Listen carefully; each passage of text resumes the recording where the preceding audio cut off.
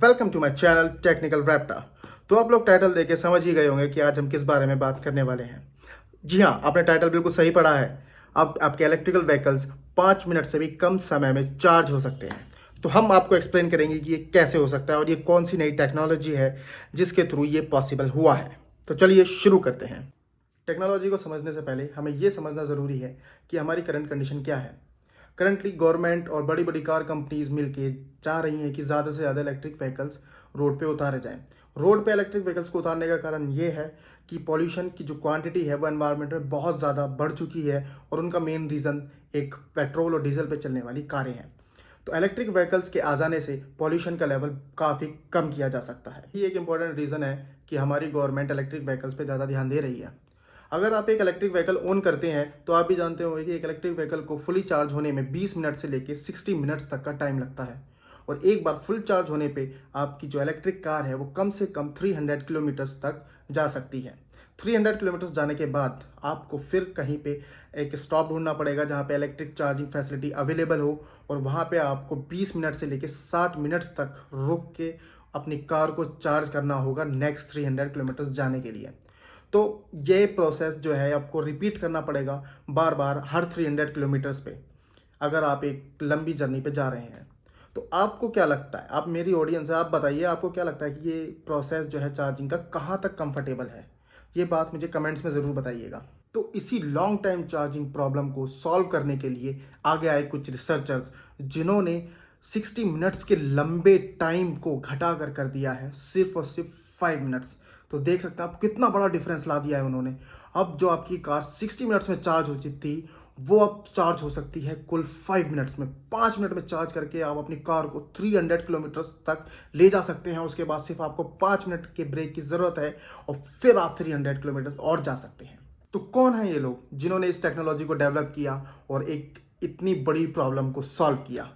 तो चलिए जानते हैं इन लोगों के बारे में और इस टेक्नोलॉजी के बारे में। आपको मैं पहले ही बता दूं कि ये जो टेक्नोलॉजी है इसको फंड किया है नासा ने।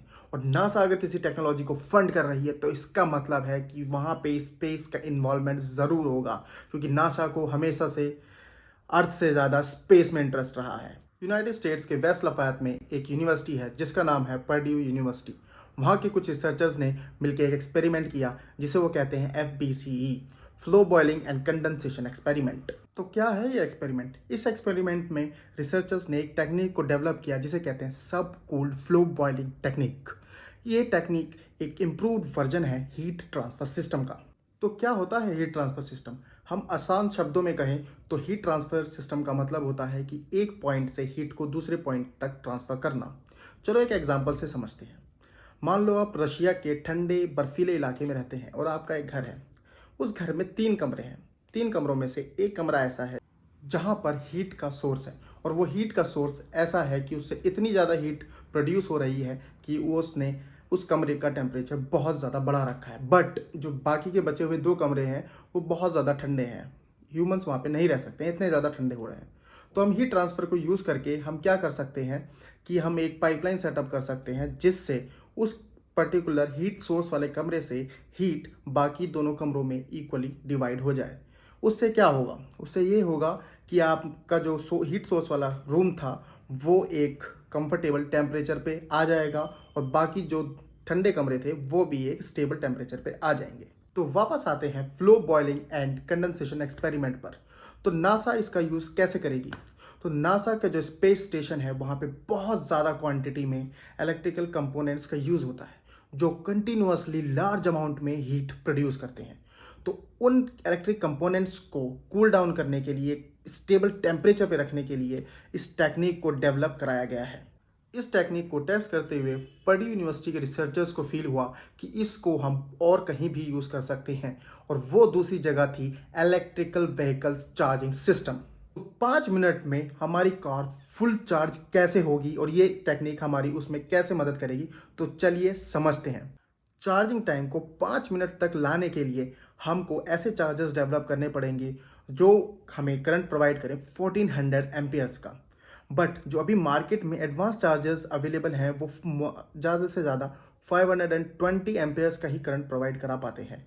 और जो बेसिक चार्जर्स हैं वो प्रोवाइड कराते हैं कुल 150 एम्पेयर्स का करंट। जब हमें चार्जर्स 1400 एम्पेयर्स का करंट प्रोवाइड कराने लगेंगे तो बहुत ज़्यादा हीट भी प्रोड्यूस होगी, और उस हीट को कंट्रोल करने के लिए हमें चाहिए better and improved heat transfer systems. तो इसी प्रॉब्लम को सॉल्व करने के लिए पर्ड्यू यूनिवर्सिटी के रिसर्चर्स ने अपनी डेवलप की हुई टेक्निक को इलेक्ट्रिक व्हीकल चार्जिंग सिस्टम के साथ कनेक्ट कर दिया, जोड़ दिया। इस प्रोसेस के दौरान रिसर्चर्स ने क्या किया कि जो इलेक्ट्रिक चार्जिंग केबल होता है उसमें नॉन इलेक्ट्रिकल कंडक्टिंग कूलेंट को फ्लो कराया। उसको फ्लो कराने के बाद क्या हुआ, जो कंडक्टिंग एलिमेंट्स होते हैं जो हीट प्रोड्यूस कराते हैं, वो हीट जो प्रोड्यूस हुई थी उसको इस कूलेंट ने एब्जॉर्ब कर लिया। एब्जॉर्ब करने से क्या हुआ कि जो टेम्परेचर बढ़ता था ज़्यादा इलेक्ट्रिसिटी पास कराने की वजह से, वो टेम्परेचर अब नहीं बढ़ रहा था, और उस प्रॉब्लम को उन्होंने इस तरीके से सॉल्व किया। इस एक्सपेरिमेंट के दौरान उन्होंने देखा कि वो 1400 एम्पियर्स पर एक्सपेरिमेंट कर रहे थे, लेकिन जब उन्होंने इलेक्ट्रिसिटी को और बढ़ाया तो वो 2400 एम्पियर्स तक करंट पास कर पा रहे थे चार्जिंग केबल्स के थ्रू।